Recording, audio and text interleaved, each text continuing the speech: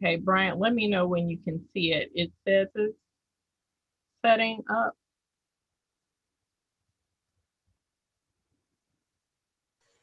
The YouTube is setting up. Is that what you're saying? Mm-hmm. Okay. All right, because I don't have you up on my screen right now. I'm trying to get everything else going. Okay, Bryant, let me know when you can see it. It says it's setting up. It's playing in my background.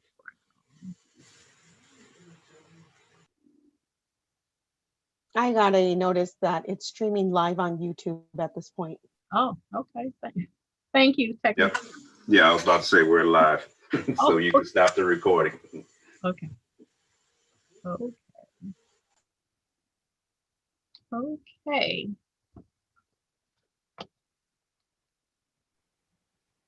Thank you, everyone. Welcome to the Administrative and Operations Committee meeting today. Today is November 23rd, 2020. I'm going to let Chairman Maldonado start the meeting. Thank you, Lori. Good afternoon. Welcome to the meeting of the Administrative Operation Committee of the Public Building Commission of Chicago being held today, November 23rd, 2020 at 1 p.m. Due to COVID-19, an in-person meeting is not prudent or practical. Today's meeting is being conducted by video conference and is being live streamed on the PBC's YouTube and Facebook accounts. You can access this information on the agency's website at pbcchicago.com. Director Sanchez, please call the roll. Good afternoon, commissioners. Hope everyone's doing well. Chairman Maldonado. Yes. Commissioner Camargo. Here. Commissioner Randall. Here. Mr. Chairman, we have a quorum. Thank you, Director Sanchez. The first item on the agenda is approval of the minutes from the September 29, 2020 committee meeting. Do I have a motion? Move to approve. Second. Motion approved. Next item on the agenda is public participation in accordance with the Open Meetings Act. There are no public participants today. Thank you, Lori. Next item on the agenda is report by Chief of Staff Lori Lipson. Hi, good afternoon. I have 8 reports for you this afternoon. The first one are task orders for specialties. There's one over the last month, and that is for Reed Dunning School in the amount of $13,330 for ECS Midwest LLC. My next report, we just have one for this month as well, is for task orders awarded to the AOR and EOR firms. And we have one for the Legler Regional Library, and it is to revise the BAS temperature controls and design the security cage around the condenser. It's to Ratio Architects, which is an MBE WBE firm, in the amount of $4,780. My next report is I have 2 updates for design build contracts. One is for our Hancock Replacement School for KRM All Joint Venture in the amount of $74,035,000. It is their Amendment 1 to their GMP, and these are within our undertaking budget amounts. We just wanted to update you. And my second one is for Engine Company 115 for the Ujamaa Trice joint venture, and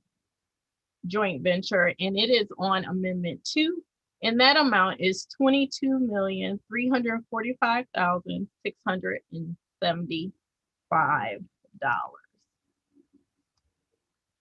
My next 3 reports are appointments of architecture firms. So I'm going to call it pre-BC, before COVID.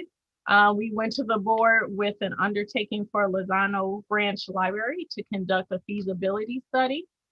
We have looked at our LIQ list, which includes 117 architects, and based on the skills, relevant experience, we have are recommending Tilton, Kelly, and Bell, which is a WBE firm, to conduct the feasibility study for that. And behind in your board books, you'll have their letter as well. Of course, they will meet and exceed the MBE and WBE goals. They plan on probably having over 90%, saying that they're a WBE firm as well. My next report is a follow-up to last month's board meeting. We went with an undertaking for the Joint Public Safety Training Campus for feasibility study as well. This is determined there's an outlet section where there's a Peaches and Culvers. We're trying to incorporate a community center. So we looked at our LIQ list. We invited 19 firms to an informational session virtually.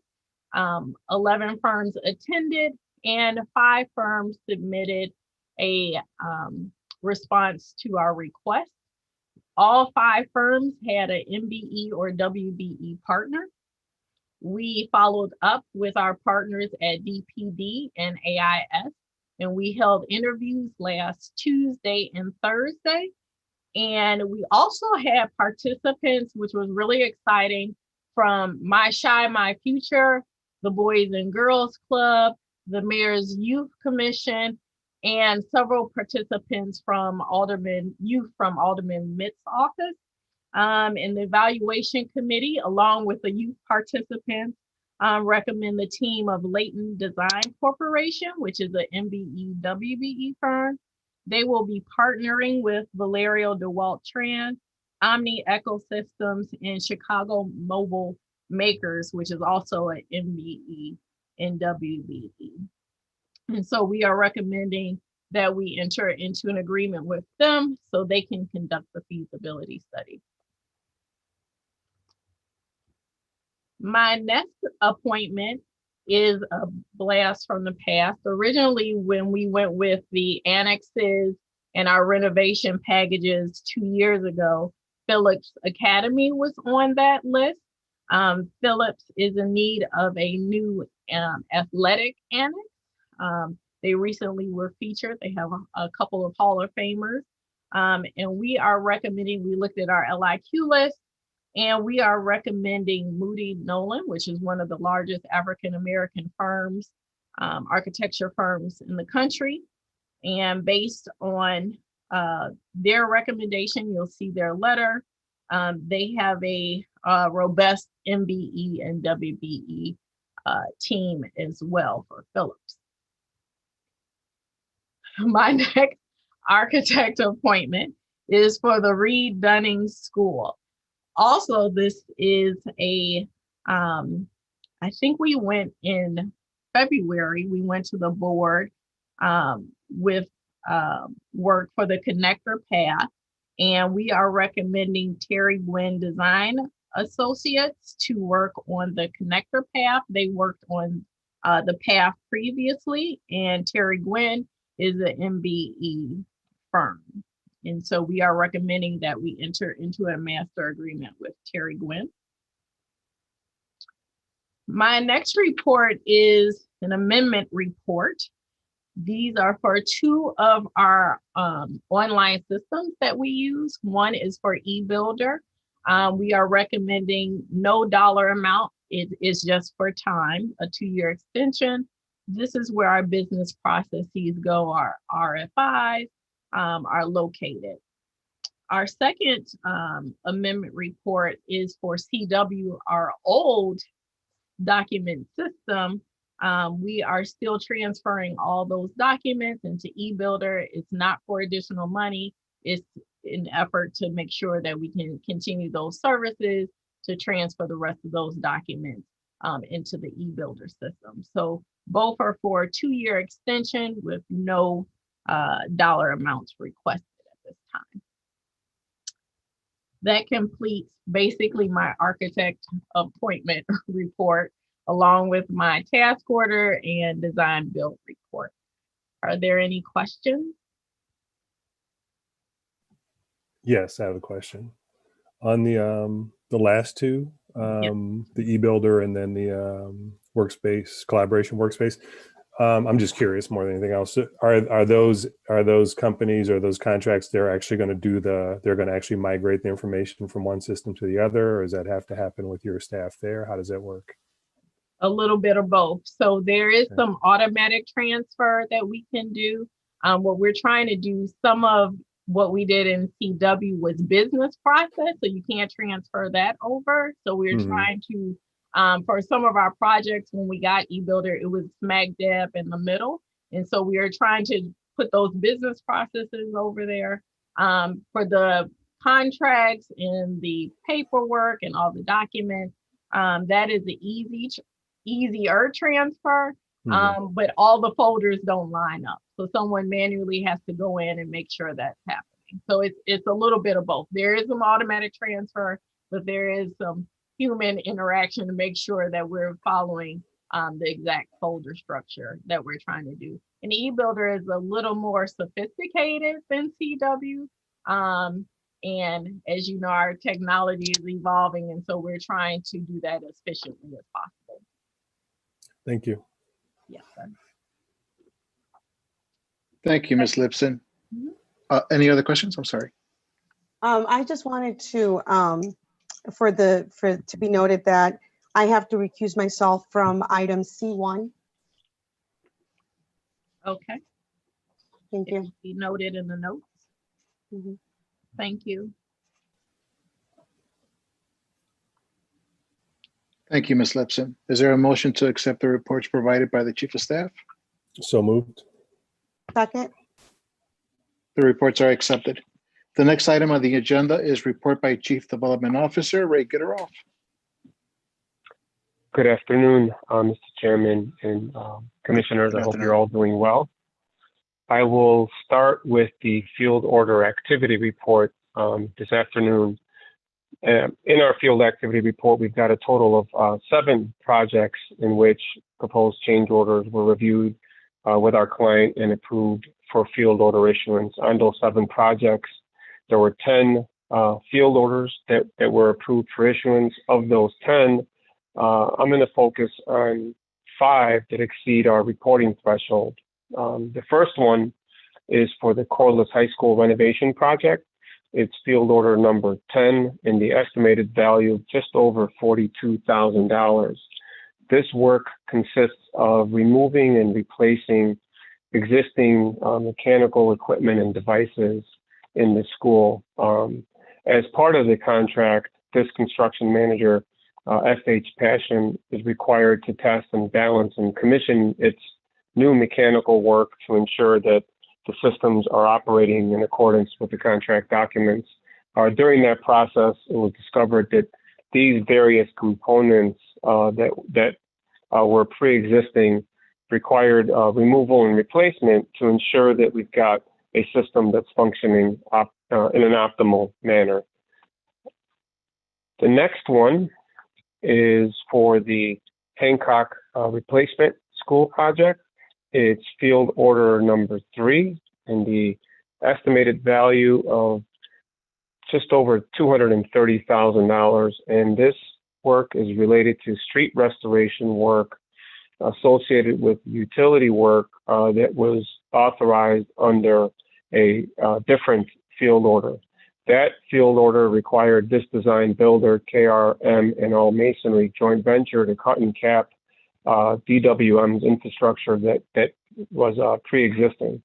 This work is the follow-on work that requires us to restore those areas.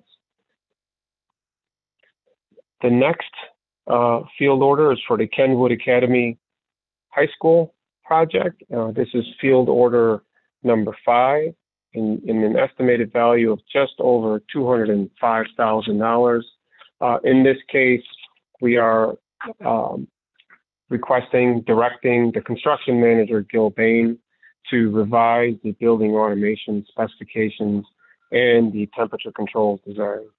It would appear that our engineer of record did not properly coordinate that system along with the temperature control system in accordance with CPS's standard and guidelines. The next project, bear with me, is the Locke Elementary School Annex and renovations project. There are 2 field orders there that exceed our reporting threshold. The first one is field order number 13 for just under estimated value of just under $73,000. And that is to remove and replace 6 existing drinking fountains at the first and the second floors, including any associated plumbing that's required. That was a client-directed item. The next one is field order 14 for the same project in the estimated value of just under $134,000. This is to sand and seal existing wood floors in the classrooms throughout the first and the second floors of the building. That concludes my report for our field order activity. Are there any questions?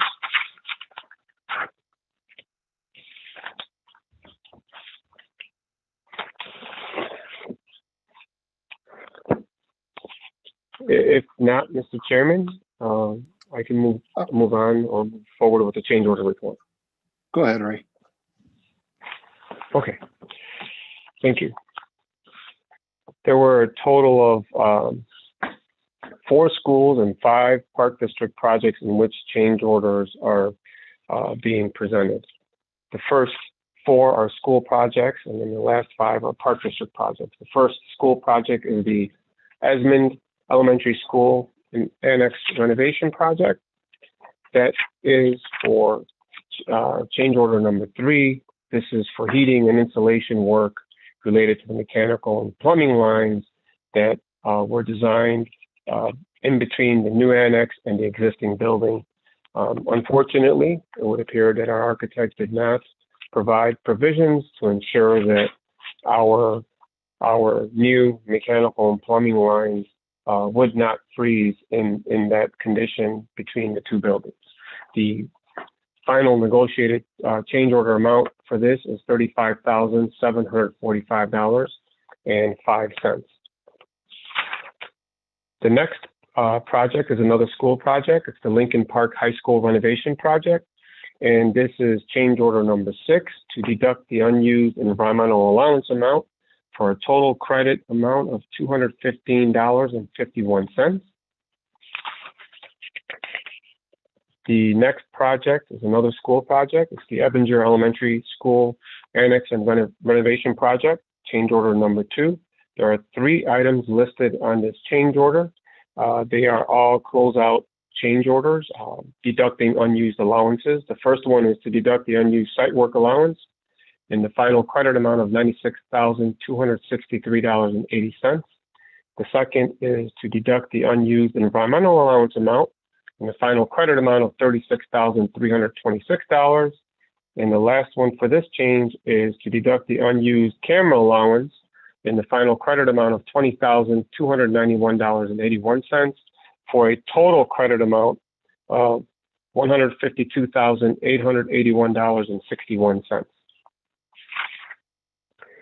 The next school project is the Reed Dunning School, change order number 4.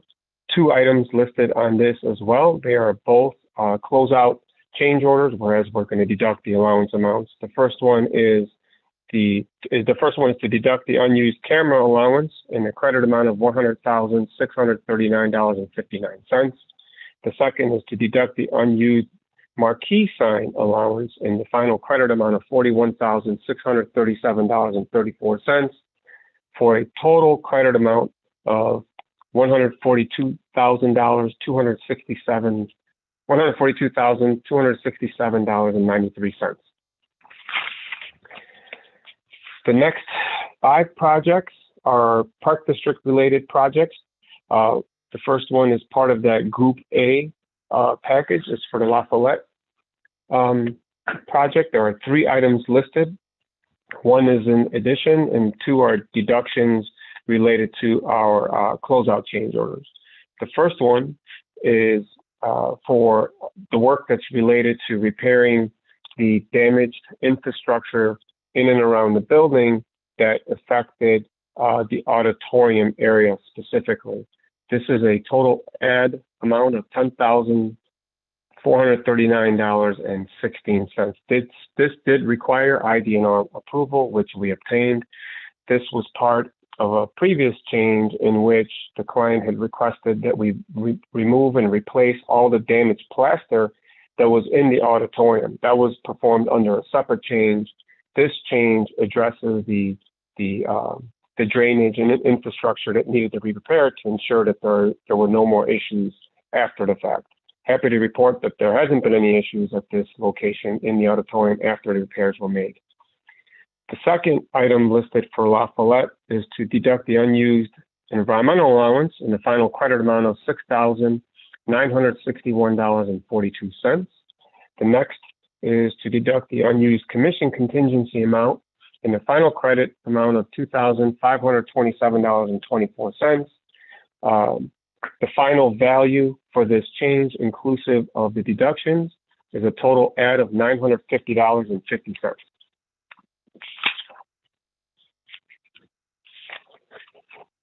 The next project is another Park District facility. This is the Williams Park project.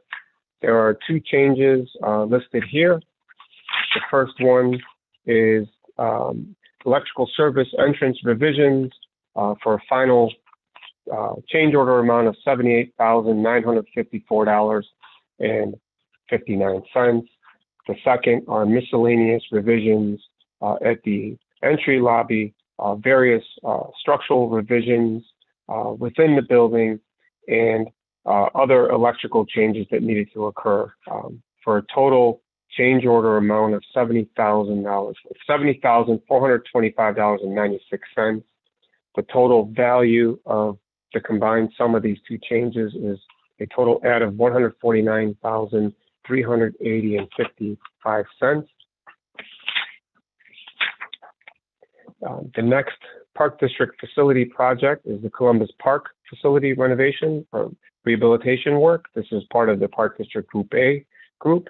This is to deduct the unused site work allowance in a total credit amount of $8,991.56. The next project is not part of the Group A or Group B project. This is one of our standalone projects, the Douglas Park facility renovation work. This is change order number 2. These are liquidated damages associated with the compliance requirements in a total credit amount of $16,753.08.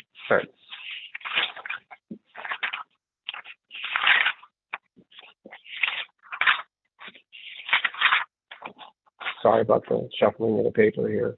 I'm working remotely. Okay, the next project is related to the Group B projects across multiple locations. This is change order number 1. These are liquidated damages associated with the compliance goals and requirements in a total credit amount of $53,313.83. Mr. Chairman and Commissioners, that concludes my field order and change order activity reports. Are there any questions? I have a question or just a comment, I guess. Yes. On the last two items, Ray, it looks like the liquidated damages for compliance goals. So one was failure to meet kind of the full city residency requirement, which was what, 50%? Yeah. It's like, and on this Group B for CPD, it looks like that was city residency, but also apprentice, the minority and female goals there. I guess the question is, as just a comment, I guess the question is, are both of these companies, have they had traditional challenges with meeting those goals? Do you know? So I'll help Ray out on this question. Okay. Thank you, Lori. For Group B, this was Passion. what they did, this was a bid out project and they maxed out in each category to get the lowest bid. And so they did the max of 70 and 15. If you can notice, Journey Workers, they did 50%, but they made 68. That's traditionally where you can hit that. Sometimes it's the day of when they bid it, what their mindset is. And sometimes I believe in this particular instance, not it was a Scrivener's error, but they should have put more in the Journey Workers hours. But because of that, they are assessed liquidated damages. Typically, you'll see if you'll see 70 and 15 in any category. A lot of contractors are not hitting that. And we tell them during the pre-bid, really be mindful of doing that. Believe it or not, during this time, pre-COVID, there were a lot of apprentice, not shortage, but a lot of the apprentices, and I'm sure Chairman Maldonado, were working. And so not that there was a shortage, but it was a hard climb for them as soon as they turned in their bid, and that we did give them that warning. I know that's not helpful, but just to give you some context around that. Okay. Thank you. Thank you, Lori. Thank you, Mr. Gooderoff. Is there a motion to accept the reports provided by Chief Development Officer? Move to approve. Second. The reports are accepted. Is there a motion to adjourn? So moved. So moved. Second. Meeting's adjourned. All right. Take care. Happy Thanksgiving, Thank you, everybody. guys. Yeah, happy Thanksgiving to everybody. Be safe. Have a good one. Thank you. Bye. Enjoy.